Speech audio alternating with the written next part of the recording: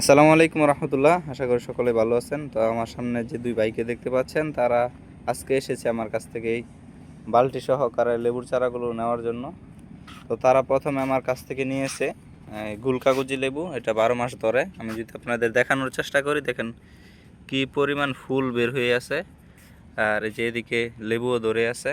আর কিছুদিন আগে বড় বড় লেবু ছিল, এগুলো আমি ছিঁড়ে খেয়ে ফেলেছি।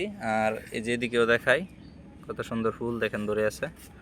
আর অন্যদিকে আরও আরেকটি লেবুর চারা তারা নিয়েছে। এটি হলো হাইব্রিড কাগজি লেবু। এই যে দেখাই, লেবু আছে। আর এদিকেও একটা লেবু আছে। তো এরকম যারা যারা আমার কাছ থেকে এরকম লেবু সহকারে চারা নিতে চান, তারা এখনই আমার সাথে যোগাযোগ করতে পারেন এবং বালতি সহকারে লেবুর চারাগুলো নিতে পারেন। আমি যদি আপনাদের দেখানোর চেষ্টা করি, দেখেন আরও প্রচুর পরিমাণ লেবুর চারা কিন্তু এই জায়গায় আছে।